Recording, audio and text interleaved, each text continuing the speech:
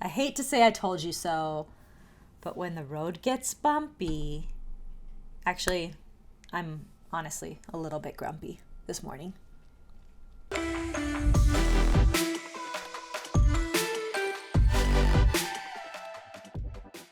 Lots and lots of chaos and news this week, but let's start with the most recent as of Friday morning, which is right now. BLS Jobs report came out this morning, and it literally could not have painted the picture of a stronger labor market. But when we dig a little deeper into the report, no, through and through, this report was really, really strong. In fact, unlike the major news we've seen this year about huge revisions downwards, this report actually showed a revision upwards on the last two reports' numbers. So let's just break it all down. We were expecting a slight uptick in jobs of 150,000 added for the month of September.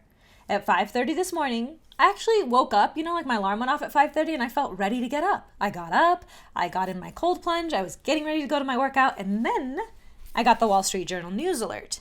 Hiring blasts expectations. And let me tell you, the skip in my step disappeared. Most of these job gains were in leisure and hospitality, but we also saw pretty good expansion in healthcare and government jobs. So BLS Jobs report, the headline number, surveys businesses. A lot of times when people are suspicious of the BLS Jobs number, they turn to the household survey number because the household survey surveys households. Oh no, that actually showed 430,000 jobs added. And the unemployment rate ticks down from 4.2% to 4.051. In most of the news you'll read, it'll say that unemployment ticked from 4.2 to 4.1, just 0.1%. But let's be honest, 4.051, if the rounding system was different, that's really 4%. It's 0.2% better, let's be honest. Allow me to continue with how strong this data was. It wasn't fake jobs or seasonal jobs added. The household survey actually showed that 414,000 of the jobs added were full-time jobs. Part-time jobs actually decreased by almost 100,000. Oh wait, earnings increased while hours worked decreased. Listen, we're working smarter, not harder. And as mentioned, the previous 2 months' readings, which we've all been talking about for suggesting a weak labor market, lots of news this summer on those two numbers. Oh, wait, they were actually revised up 72,000. I don't know what that does to your conspiracies and theories about the jobs report being fake news, but it's worth considering. So, are we headed towards a soft landing? It really seems like it. It certainly does. The Fed succeeding at curbing inflation without destroying the labor market is what we call a soft landing. I was a little concerned for a moment that the port worker strike would impact inflation, fueled by Hurricane Helene. But just in time for the weekend, the workers are back. So how bad is this all really? Today's jobs report was definitely a buzzkill. I'm not even drinking, but it killed my buzz.